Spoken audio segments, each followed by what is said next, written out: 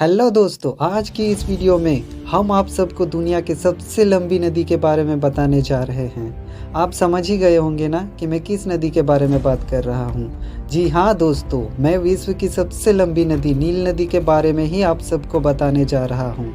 और 5 मिनट में मैं आपको नील नदी की सैर और पूरी जानकारी देने वाला हूँ। लेकिन उससे पहले चैनल को like, share, comment and subscribe जरूर कर लें।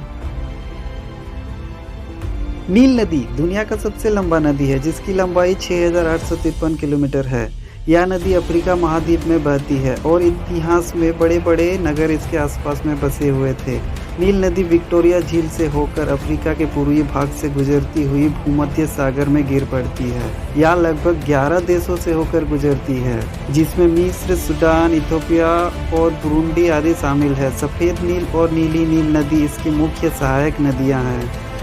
मिस्र की सभ्यता संसार की सबसे प्राचीन सभ्यताओं में से एक है, जो नील नदी के किनारे बड़ी फूली। मिस्र की भाषा में नील को इतेरू कहते हैं, जिसका अर्थ है महान नदी। इस नदी ने मिस्र के समाज और जीवन को काफ़ी प्रभावित किया है। यह नदी प्राचीन मिस्र के लोगों को भोजन, परिवहन, घर बनाने के लिए सामान और अन्य कई चीज़ें उपलब्ध करवाती थी। प्राचीन मिस्र 2 भागों में बांटा हुआ था, ऊपरी मिस्र और निचली मिस्र। हैरानी की बात तो यह है कि दक्षिण के भाग को ऊपरी मिस्र और उत्तर के भाग को निचला मिस्र कहा जाता था, क्योंकि नदी देश के दक्षिण से होकर उत्तर की ओर खत्म होती थी।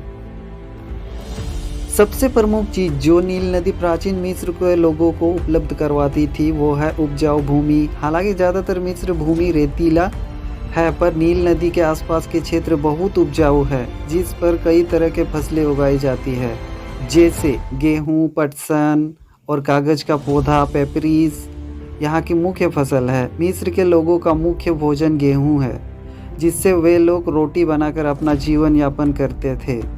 इसके सिवा वे लोग गेहूं को दूसरे देशों में बेचकर खूब पैसा भी कमाते थे।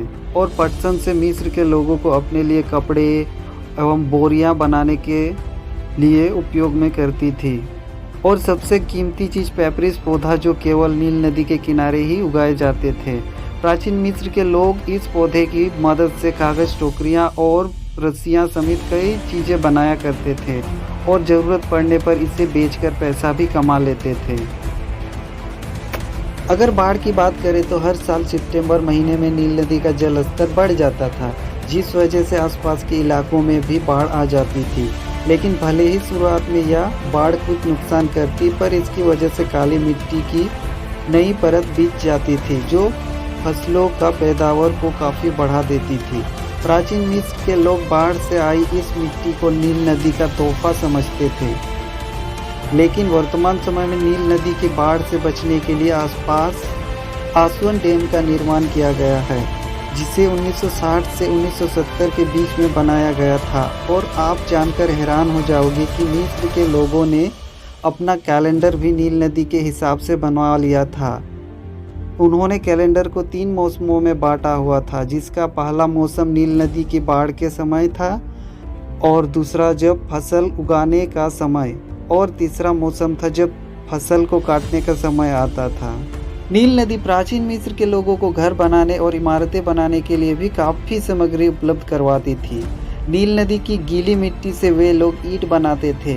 इसके सिवाय नदी के किनारे पर स्थित पहाड़ियों से वे चूना पत्थर और बलुआ पत्थर भी प्राप्त करते थे, जिससे घर बनाने में मदद मिलती थी। मिस्र समेत अफ्रीका के कई प्राचीन और आधुनिक शहर नील नदी के किनारे पर बसे हुए थे, जिसकी वजह से नदी को परिवहन के तौर पर इस्तेमाल किया जाता रहा। छोटी छोटी बोट से लोग लगातार इस नदी के जरिए सामान की ढुलाई करती रहती थी। सो आज के लिए बस इतना ही। ऐसे इंटरेस्टिंग एंड अमेजिंग फैक्ट को जानने के लिए चैनल को like, share, comment and subscribe जरूर करें। Take care.